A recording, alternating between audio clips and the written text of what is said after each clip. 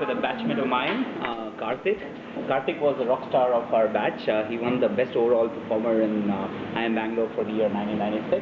And Karthik now is in a very interesting space. He's trailblazing a new business model, which is into micro ventures, right? And Karthik, do you just want to just quickly tell me what micro ventures is all about?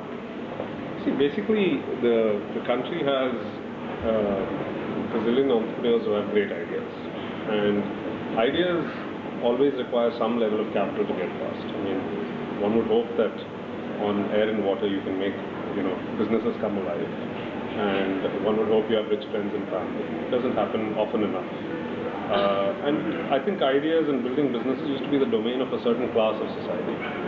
And I think those barriers have come down. We have very smart people, kids coming out with fantastic ideas, and it's not me to copycat ideas, but literally how to change the world.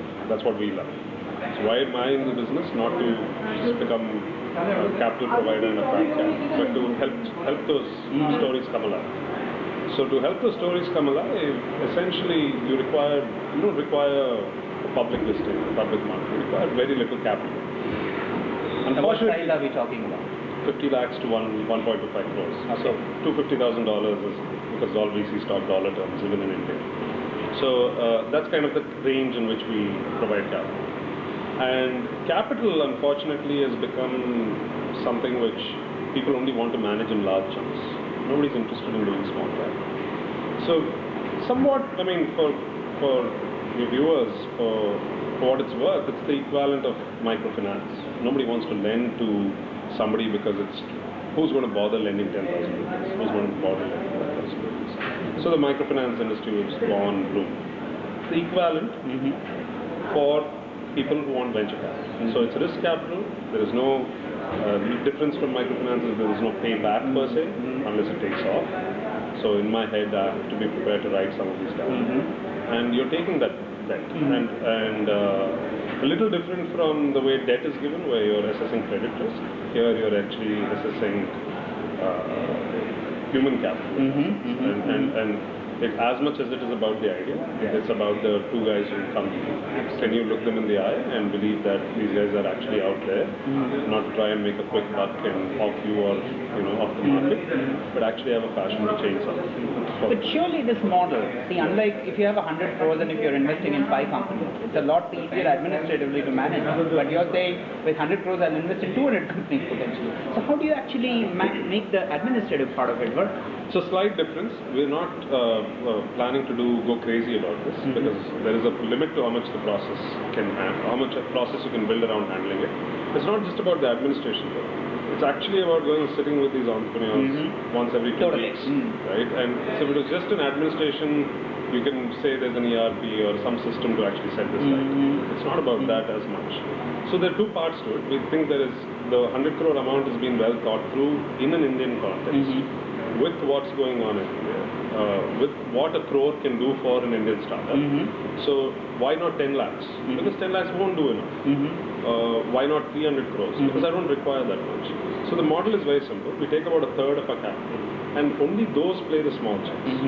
So we get a spread of about 30 companies. Okay. And then the rest of it is reserved for the winners. Okay. Because the winners are not necessarily recognized by the bigger venture firms soon enough. Even after they have won. Yeah, fair enough. Winner for me, but he might have a mile to go before he's worth 10-15 crores. Got it. What if he requires 2-3 more in the next round? I see. I need to step up and support my kids in some sense. So it's like the baby's born, you're handling them in kindergarten equivalent, and you're supposed to see them through primary school, and sometimes nobody picks them up at primary school. You see them through secondary school as well. And then your graduation is pretty much putting them to college. That's when the VCs say, what a great idea. How did they reach here? And hopefully Bloom had a role to play. Fantastic. And from a management standpoint, limiting the madness, they have to have a method to it. Totally. So 30 companies also is not easy.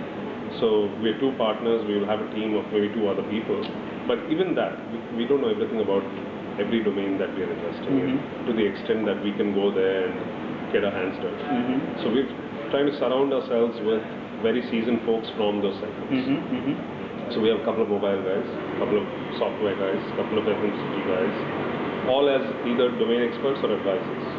So they become our go-to guys for those companies Got which it. have those specific issues. Got it. Likewise, can you build partners who help in hiring, accounting, statutory staff, debt fundraising? We're actually trying that for a company.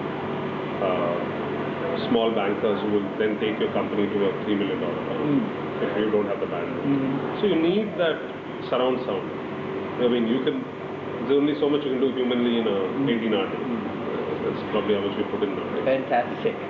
This is really cool because I think this is trailblazing, as I was saying in the beginning, right? You know, you're trying to create an entirely new market. I think it's fantastic stuff and definitely something I that have to believe in what I'm doing as much as I believe in the startups that I'm. Why don't you give me an example of a company that you've invested in? If you can't get into names, that's fine. No. I mean, if you look at our site, there are probably 10, 12 names there. It's public. We've actually made that many investments already.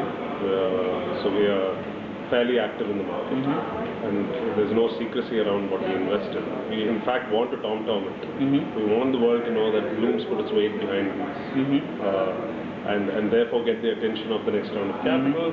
More importantly, if a startup goes to both even a consumer, a channel partner, so there's an e-com guy, nobody knows who he is. The consumer doesn't have that much of a trust issue. But his channel partner makes a huge difference if you say Bloom's put in $1 crore. Totally. We are venture funded. So we advertise it, number one. So these are companies, predominantly for us, we don't give too much capital.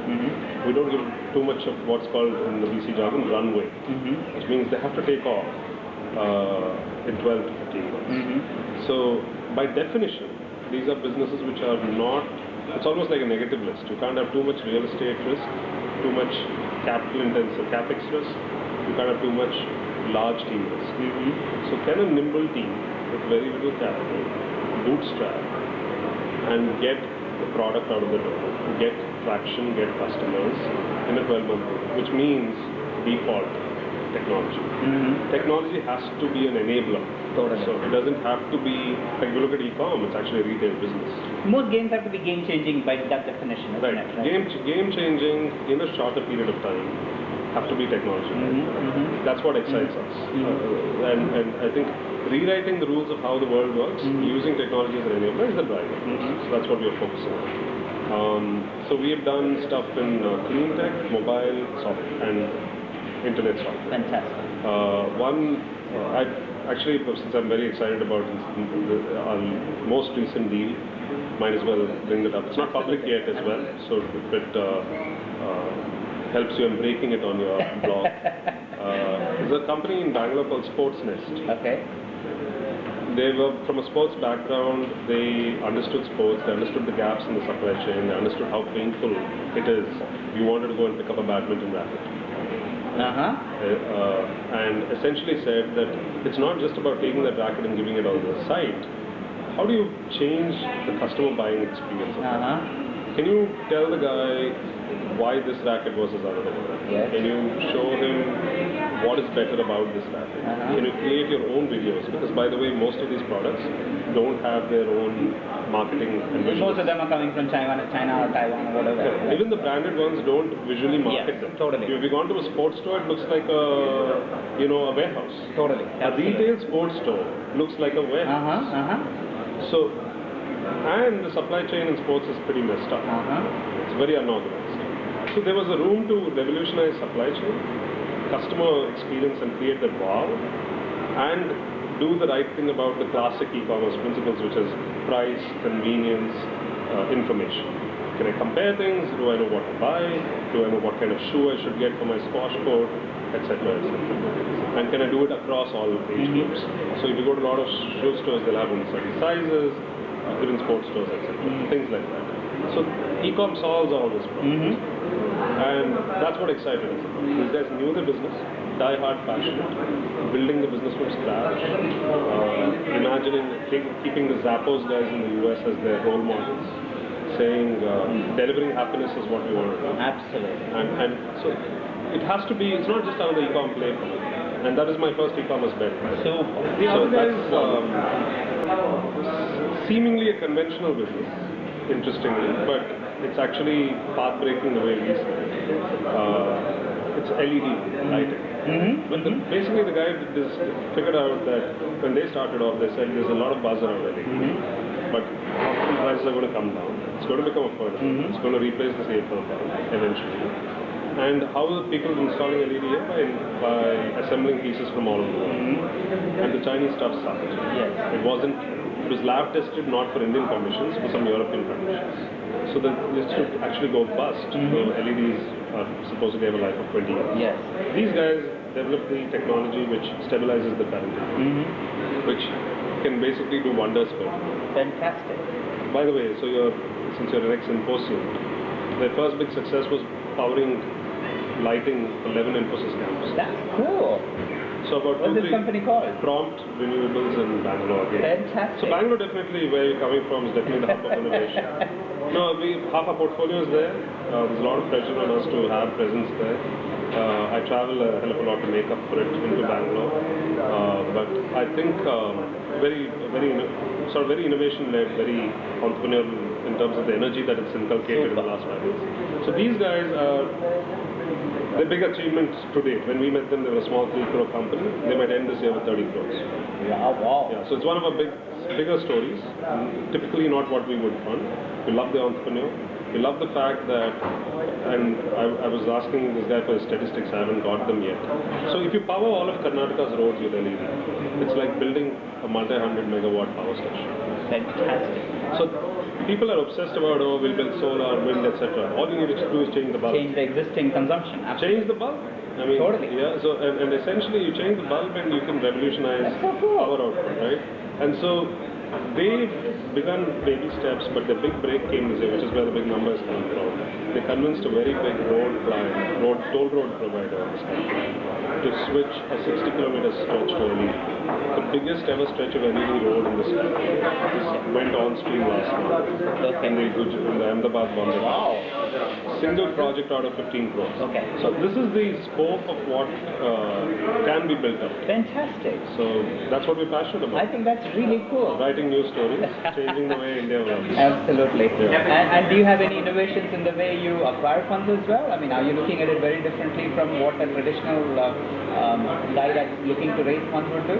Yeah, typically the fund management business is very institutional. And you'll be surprised, about 90-95% of the funds deployed in India through the private equity venture route are not Indian money. It's raised abroad.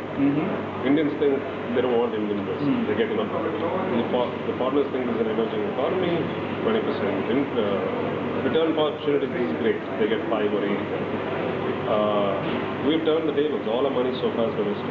Fantastic. We've managed to convince Indian entrepreneurs who believe that we're at the cusp of something big to actually believe in us, to be able to give these kind of entrepreneurs the money and say that you can do a made in India in every form, from end to finish. So right now it's all Indian entrepreneurs, Indian ideas, largely India-centric, funded by high net worth. Brilliant. See, everywhere there seems to be some kind of an innovation here, right? I think it's fantastic, Karthik. Really appreciate the... No, thanks for the opportunity. Absolutely. And best of luck with your 100 crores. Thank you.